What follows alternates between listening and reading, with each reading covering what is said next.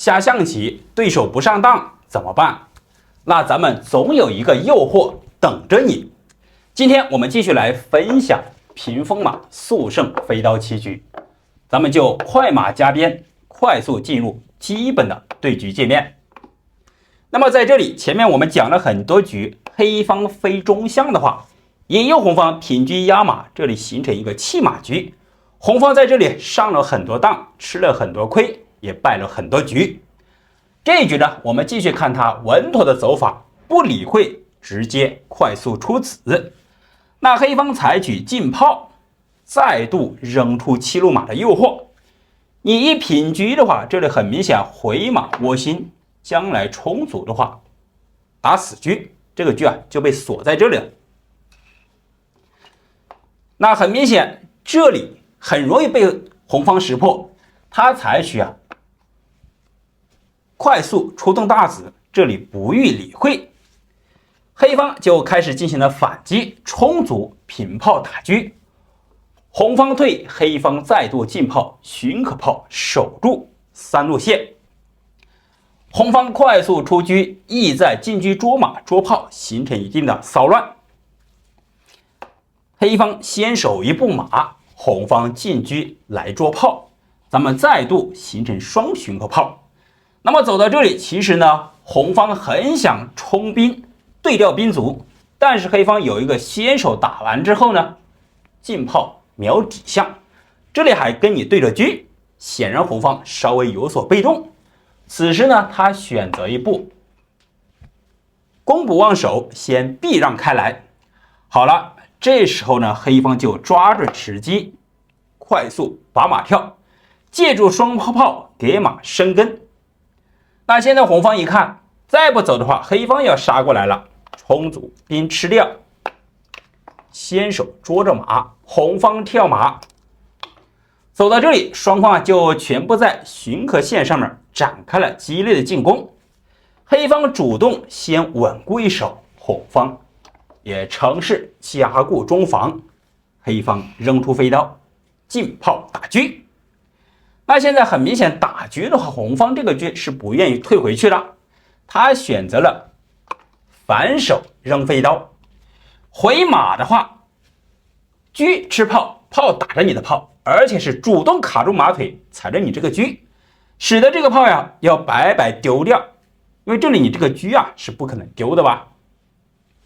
但是黑方有一个先手先冲卒，吃一步车，红方平车杀过来，那么下一步棋依然是捉着你的炮。这时候飞刀立线，快速出鞘，进炮打掉你的炮。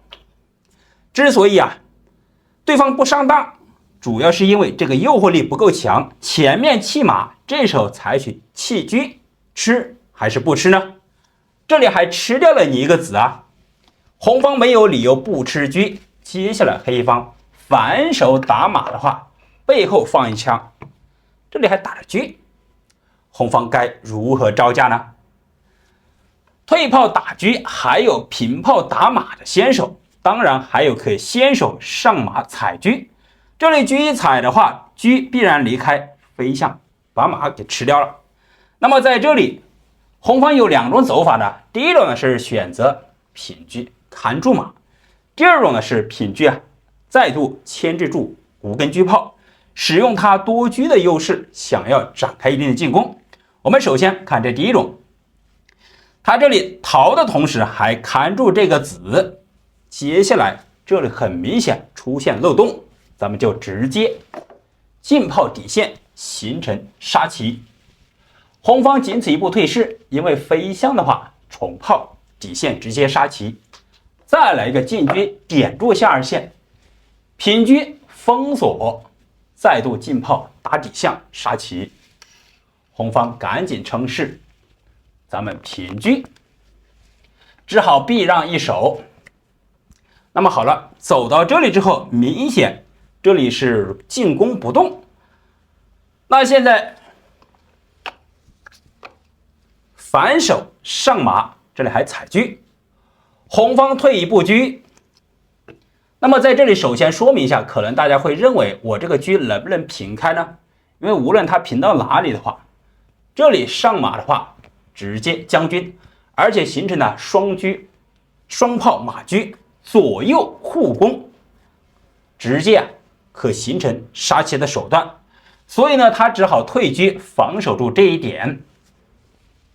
黑方退炮就扔出诱饵。那现在他还不敢吃这个马，因为你一吃的话，进炮打底象一将军的话，只能帅上2楼，再度退车一吃兵的话，就把这个车白白抽掉了。所以呢，在这里红方他只好选择乘势，因为将来你进炮打的时候，他还可以乘势，就避免了这个帅上不来2楼，容易被抽的局面。这里还有吃马，同时呢，这里还引诱你主动对炮，这样的话避免了你进攻他的底线。但是黑方是有杀先看杀，进炮打底象一将军，红方只好选择乘势。好了，再度平炮，这步棋意在何为呢？很明显，再度引诱你吃的话，进车一将军呢帅上不来，当你退势头再度退车，依然是抽车，可谓是步步生出陷阱。红方也没有办法，他只好选择帅上2楼。当你退车的时候啊，江南台还可以上3楼，或者说乘势。此时黑方快速上马，形成连环马，同时先手踩着车，黑方只好退车，因为这里车无论走到哪里，飞向吃马势在必然。那这时候呢，先手来一个将军，退车，腾出手来把马给吃掉。吃完之后，现在呢，他进车吃象，这个意义也并不是很大。退了一步车，目的是将来可平车卡住马腿，同时呢，也有平车过来防守这样一个提前预谋。黑方退炮打红方这个炮，就抓住他这个炮走不开的缺陷。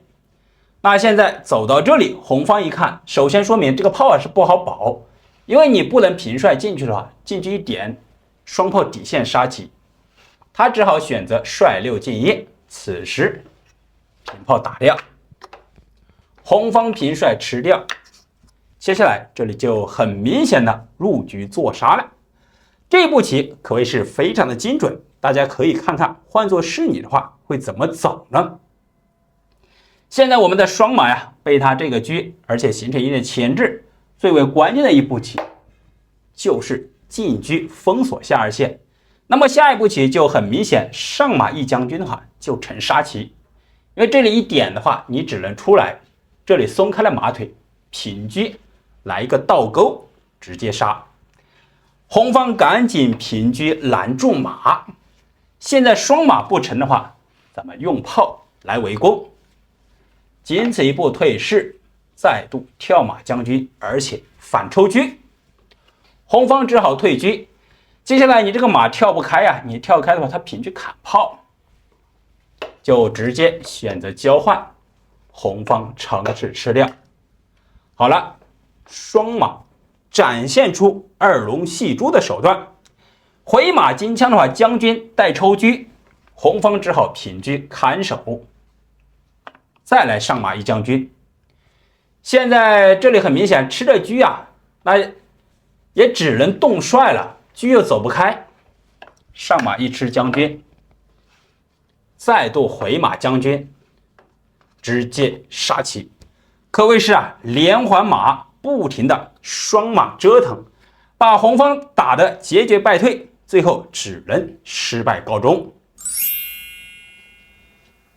我们继续回到分界点之处，当黑方平炮反打车的时候，前面我们讲了平车看马的走法，那么在这里它还有第二种走法，如果说再度牵制住车马炮呢，那这样的话很明显，左方的车马将来容易展开攻势，同时这里可退车吃马，将来跟你交换。那么黑方如何化解呢？这里只需要先手进攻平炮打象的话，很明显进炮底线就是一个闷杀。那么现在乘势的话，咱们也可以先手将军，然后后手上马踩车。当然如果说平车过来呢，这里可再度进攻底线的话，那这样的话，车马炮3子形成一个立体式进攻，同时还暗藏先手上马踩车，子力组合快速到达前方攻杀阵营。如果说平车过来呢，这里很明显可以直接先手飞象吃掉马，这样的话，黑方这个车啊，可谓是换了红方3个大子，而且还有一个象，将来进攻底线的话，也是红方很被动。所以呢，在这里红方采取平炮，目的是想要缓解一步，那黑方就直接进炮底线，先手一将军，红方退炮。此时这个炮就被粘在这里了，后手再来一个上马踩双车。红方当前这个局面的话，也只能2选1了。那首先说明这里他还不好退车吃马，因为咱们上马吃他这个车的话，那这里相当于只交换了一个咱们车马炮3子啊，将来还是有强大的进攻，很明显不划算。他最为比较合适的就是进车先手吃掉这个炮，这里还跟我们逼迫红方先手吃车，然后再来一个后手退车吃马。但是这里咱们飞象吃掉马的话，红方就只能缴械投降了。很明显，黑方依然是车马炮3子，将来也会形成快速组合。当然呢，即便是你吃完象之后，这里跳马的话，虽说形成牵制，将来跟你对子的话，依然是黑方明显子力占优，取胜也是指日可待。好了，今天的飞刀就为大家分享到这里。之所以对手不上当，那是因为诱惑力还不够强，